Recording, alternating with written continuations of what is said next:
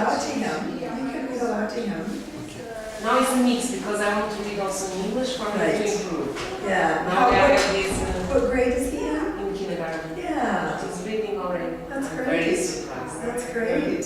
That's wonderful. Of course, sometimes he sees an image and he's reading nowadays. It's not this, but it's Makes a mistake. Yeah, because he's looking to the picture and now it's not like what is it? Because he's memorizing. Right. That's okay. I think he's reading by memorizing. Yeah, that's okay. That's one of the stages that they go through as they're learning to read, is to hear something read often and they memorize the text. That's a very good habit. It's a pre-reading habit. I think he starts to read here by bringing books every day. Yeah. It's like not, because I think in Portugal they still like T and A, ta, you know? Yeah. And yeah, I'm very surprised how fast they learn here to read. Well, that's great. Have you noticed it in your experience, or maybe there's been research that boys actually learn to read quicker than girls? Not really. The research actually is the opposite, that girls, language-wise, the way their brains work, not all, but most girls learn to read more easily and more quickly than boys. But one of the problems with it is that teachers usually in elementary schools do not provide books for boys that are so interesting. We tend to give them a lot of narrative text to read, stories, but what they want, what their brains are most interested in is nonfiction text, books about things. So anything that's nonfiction, a book about a topic they're interested in, is typically more interesting for boys, especially when they're young readers. And so we're trying to do more of that in schools, expose children to both fiction and nonfiction. And I think we're doing a better job than we were. We're getting better, but there's still room for us to improve. Well, I think we'll go ahead and get started. I know it's just the four of us, but that's okay. I'm comfortable if you are. So I think I'll just switch over here instead of being way back over here. I think I met all of you before, but I'm going to quickly introduce myself, and then I'll have you introduce yourselves with your first name and maybe the grades that your children are in. And also it would be useful for me to know what your first language is if it's not English. It just helps in terms of me understanding the whole environment. Okay? So this is me. I'm Monica Medina. Can I ask who your Medina is from? Where his name? Portuguese. Yeah, my family's Portuguese. Yeah. So actually my teaching credential is as a Portuguese bilingual teacher. There's a large Portuguese community in the part of California where I grew up. And so I learned my teaching credential is a regular credential with something extra. So I learned very early on to work with students who were acquiring English as their second language. I have a California administrative certificate. I was a principal and a deputy assistant head of school for a long time in California and internationally. And then I have a doctorate in international multicultural education. And the focus of my doctorate was helping teachers to work with students who are acquiring English. And I'm also a second language English learner myself. My home language was Portuguese. I taught all these different places. I started in San Jose. I did a lot of work in Lisbon when I was getting my bachelor's degree. I actually spent a year going to the university there. I worked at schools in Quito, in Nairobi, in Shanghai, Dubai, in Rio, and now I live right outside of a city in California called Camarillo. It's near Los Angeles. And I work at the local university there, training teachers. I'm also a mom. I have two sons. The one on the left, this is us during the World Cup in Rio when I was working there. He was educated in international schools since he was in first grade. He graduated from Shanghai American. And the one on the right is actually a special education teacher in California. He teaches in the middle school level. So this is kind of the journey that the school has been on to update their literacy practices. So I came first in 2017 and I did an audit. So just like a financial audit, it was the same thing. I went to all the classrooms, saw what they were doing, made some suggestions, and we started to implement these new materials by the lady Lucy Calkins, and it was called Reading Workshop Units of Study. I started in 2018 to work with teachers, and I continue to do that this year. Next year, we'll begin implementing the writing materials. So we'll have both reading and writing from this particular person. So I don't think we really need to necessarily do this talking to a friend. We're such a small group.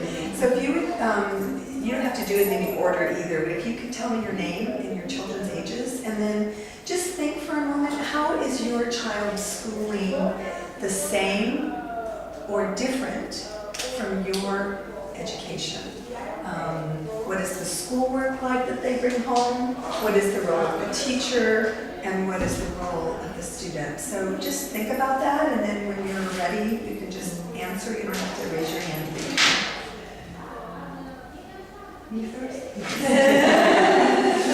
I'm Rihanna. I'm Ukrainian. Was born and lived all my life here in Kiev. I have two kids, one in grade 10, a boy, and a girl in grade 2.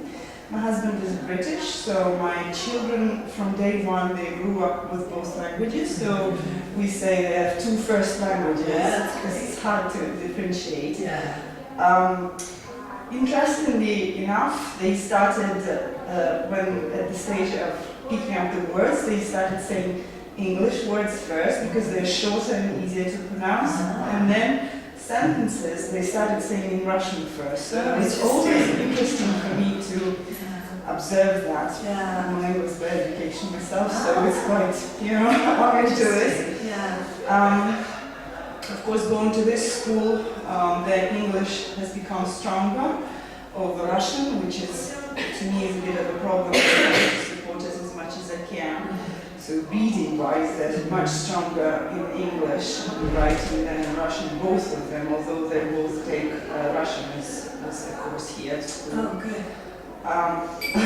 Answering your question, this school is completely different from what I've been, so I'm fascinated by it.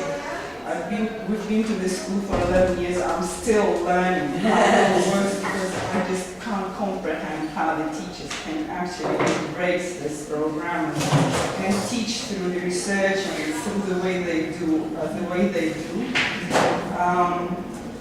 Everything's done at school, or most of the things are done at school, which is really great because when they come back home, I think we've had this discussion at the PYP workshop recently that kids come home and sometimes bring homework, and we as parents are educated in a different way, so we don't know what they're doing. Should we interfere or should we not?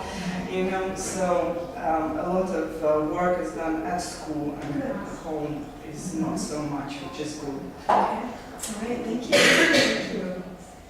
Anybody else? Are we going around? We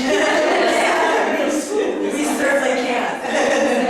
I'm Jan, and I'm originally from the UK, but I've lived in Russia and Ukraine for over 20-something years, so I hope I have a little bit more understanding of the culture. And I have two girls.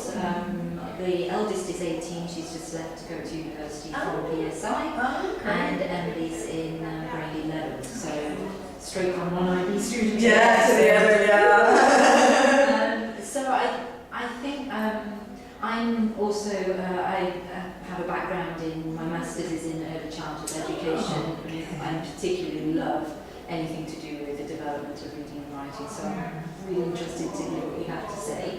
And yes, I mean, I think school is very different.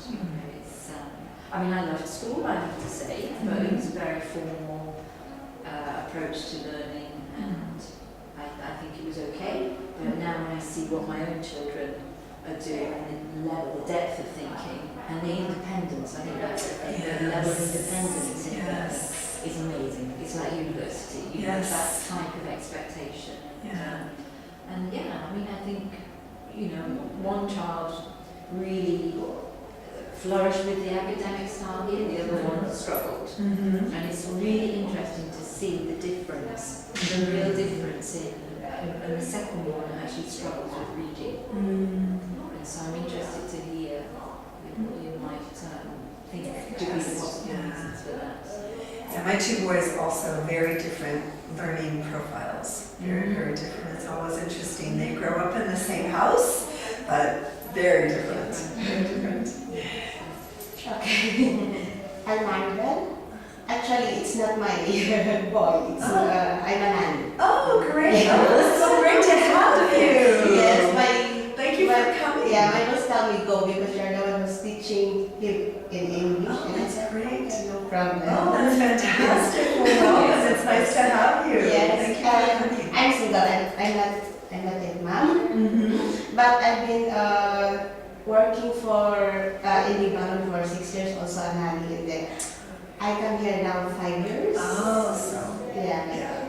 So you're in and out of the school. Yes. And school like that. Yes. And I don't know what to say. Yeah. Do you see what the children are doing that you take care of? What are their grades? What grade? Kinder. Kinder. Yeah. Yes. Yeah. So does the classroom look different than your classroom in your home country? Yes, very different. In my ICF in working abroad, only maybe 10 kids, 8. But in my place in the Philippines, they have 30. Yes. Yeah, so much. Big class sizes. Yeah, big class. Yes. Or 41 or Yes. 60. Yes. I graduate also as teacher, but I never tried to teach. My family is a profession of teacher. How interesting. Yes, but me, it's not in my profession to teach. I just love kids. Yes. But just like that, nanny and everything. But to teach, I'm not in that. And then, as to answer your question about that one, yeah, it's really different from my younger years. Yes. Different because we don't have computers before and everything. Yes, So we the technology has yes, changed. nothing at all. So we just focus on the books Yes. and the teachers teaching us. That's it. Yes. Okay. Well, thank you. It's nice to have you. Welcome. Thank you. I'm Sara. I'm from Portugal. I have 2 kids, Amelia in 3rd grade and Louise in kindergarten, together with Mark. I love the school. It's completely different how I studied before, and I think we had a big problem in Portugal also, big discussion, because they still continue to teach the kids by the book. It's always the book in the classroom, and it's a big discussion. The kids, they are completely dismotivated. Yes. They continue to teach the same ways, and they want to change, but also I think they have a very strong teachers. They don't want to change. Yes. Also, you know? Yes. Scary. It's very scary. They don't have these. I don't know. But here, I love the school. I love how they learn. First, when I arrived here, for me, they don't have books. But now I understand that. So they have books, but what they don't have Yes. is one book for the whole year. They have many different books, and that is a big shift for us. I know for myself, that's not the way that I was taught. I had one book for each class, Yes. and that was it. But it's very different. Yes. So yeah, well, welcome, Sarah. My name is Ece, I'm Turkish, my husband is Belgian. Okay. So we are a mixed family. In our family, 3 languages talk. So we speak English with my husband and French and Turkish. So it makes it a bit more difficult to follow all the languages Yes. is coming from back. Our own mother tongues are Yes. coming from back. Now it's everything is in English. Yeah. But I find it very natural. I cannot avoid it. If I choose an international school, there is no way. Yeah. It is pretty much the same as all of you and me. I was also very regular classical education. We were in rows in the classroom. We were 30, and we had books all the time, Turkish books. And I understand the teachers as well. I mean, there was no Montessori at that time. There was no. We were making maths with small sticks and small beans. Yes, in the beginning of primary, but after everything was Paper books. paper books. And here also I didn't see any book here, not even except the reading books and stories. Maybe they keep it in the classroom, maybe they have, I don't know, but Yes. I didn't see any book to follow like in math. Right. And that's why I sometimes it is still bizarre to me to follow up what they are doing. Sure. That's why I was speaking with Sarah. Do they have a curriculum somewhere, what they are learning? Because there's only Yes. newsletters, and in newsletters, okay, they say we are making the additions of tens to skip counting, blah, blah, blah, but I cannot see actually, What that looks like. what's because I'm a mathematician. I want to see what Sure. they did, but Sure. I cannot see, but I cannot force the teacher, show me which one. Yeah. So I'm sure, and I see the difference. That is good. I see the difference in the kids. What are the ages? What grades? Grade 2 and ECN. Ah, okay. EC 4. Okay. So now my kids are 5 years and 8 years. Okay. And now we are possibly moving. This year we are Oh. last year and we moved to France back. Oh. We were there and possibly we will change to British because we liked it more. So it will be a completely different system. Yeah. But as far as I visited, it is nearly the same kind of teaching. Yeah. Yes, Yeah. curriculum is different, but the teaching ways are not like Are not so different. not so Yeah. different. Maybe British gives more importance to writing. That's what I heard. Mhm. This cursive writing and everything. But now I get them that they are judging and questioning everything. And my girls are asking me everything. Why, my small one, why does people have legs, mommy? Why is the stars are so bright? Why is sometimes I'm so exhausted? Sometimes I don't know how to explain.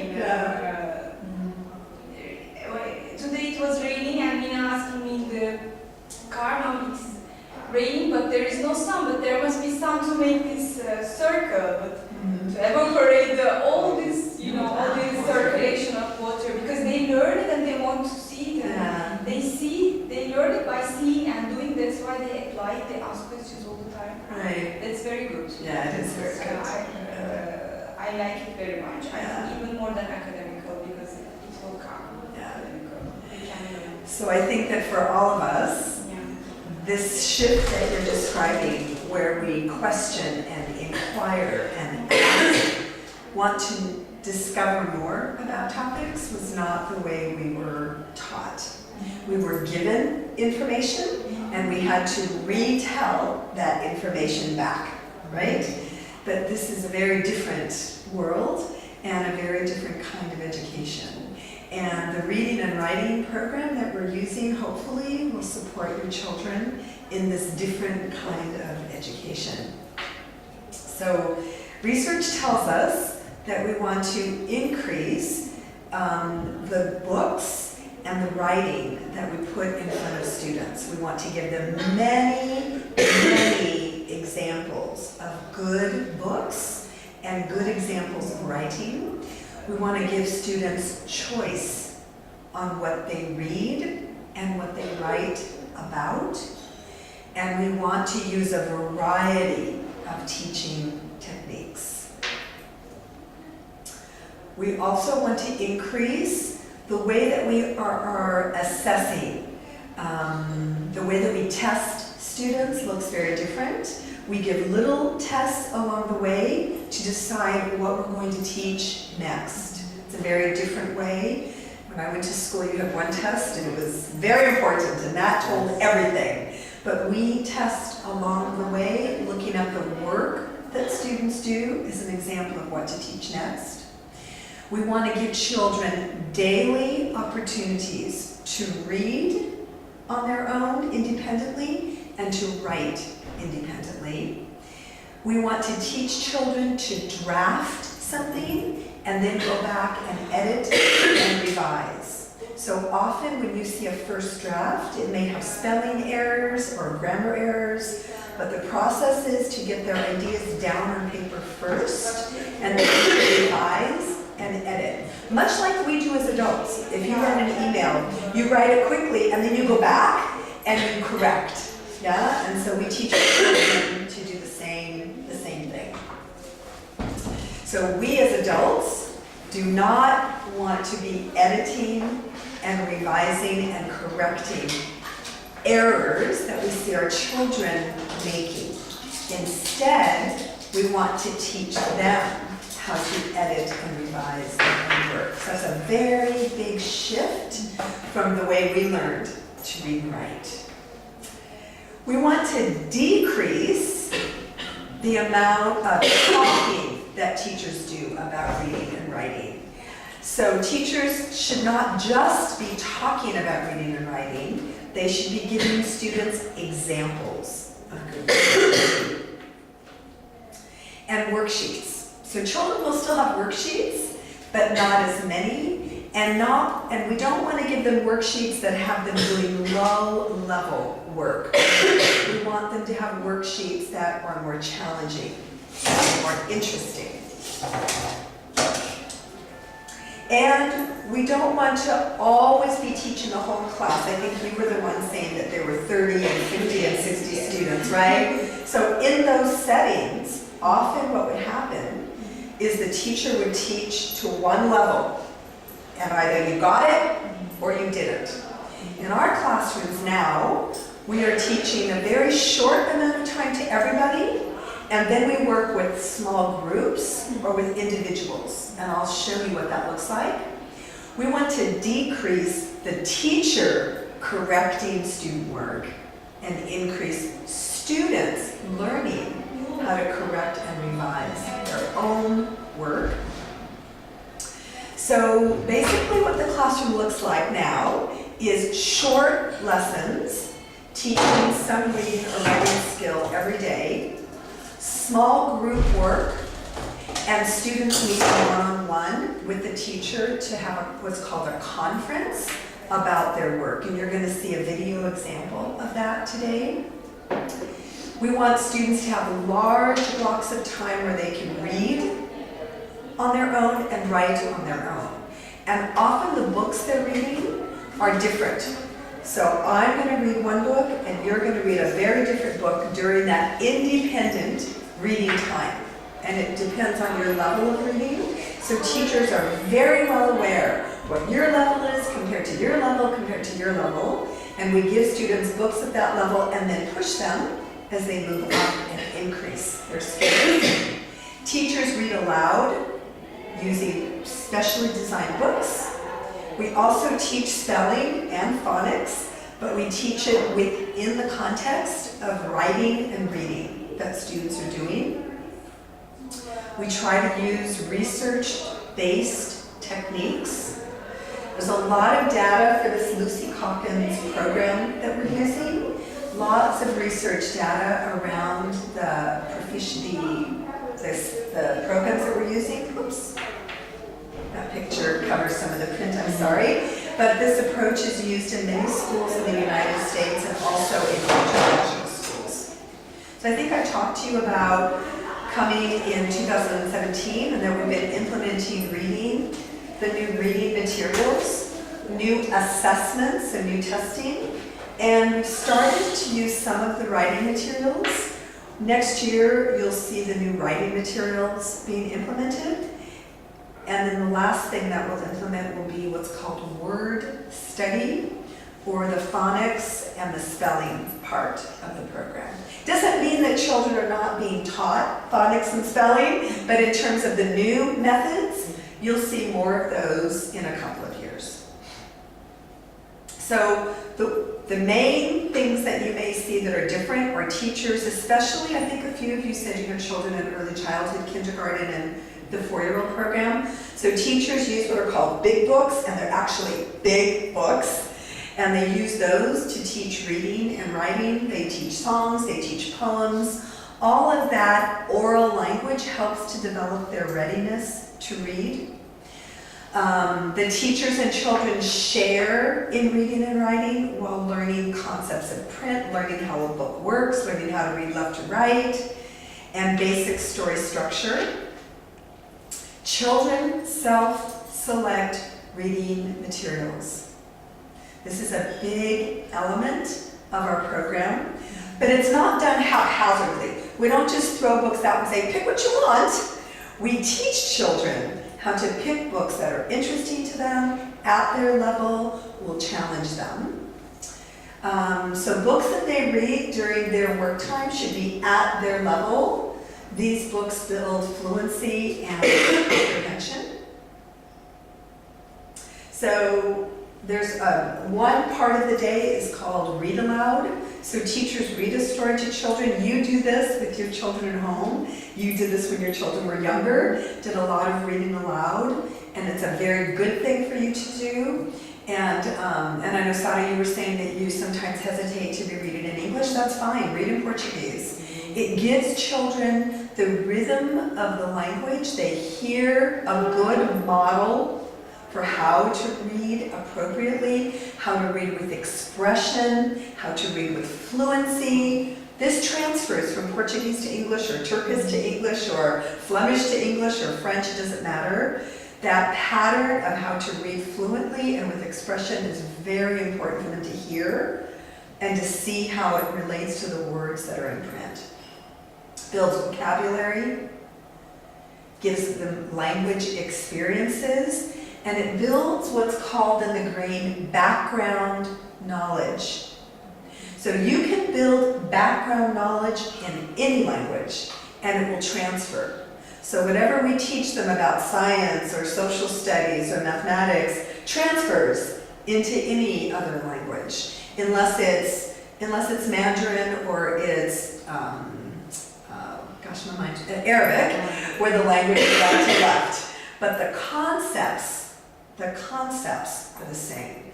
So you should feel very comfortable to be teaching these concepts to your children in the language that you are most comfortable with. Teachers guide students to infer. So there's some information there. What do we think that information tells us about a character? Making connections to our lives and predicting what's going to happen in stories and in books. So what we're going to do is we're going to look at what's called a reading conference. I think I already have it open. Hold on. So this is one of the teachers here in 2nd grade who is talking to a student about, I think it's a reading conference. And I want you to just think for a moment as you're watching the video, what do you notice about what the teacher says? What do you notice about what the student does? So there's been a lesson taught, and now children are working independently, and the teacher sits with one of the children and has a conference. So the student is Stefania. You may recognize her. You may recognize the teacher. Hopefully the sound is okay. We'll see.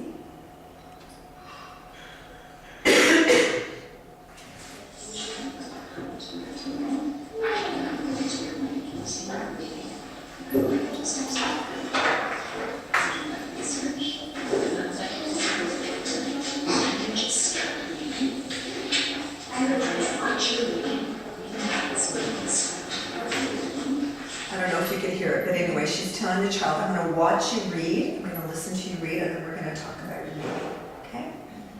And so the other children are working independently. So remember I talked about long stretches of time for them to read independently. So while the other children are working, she's working with this one student.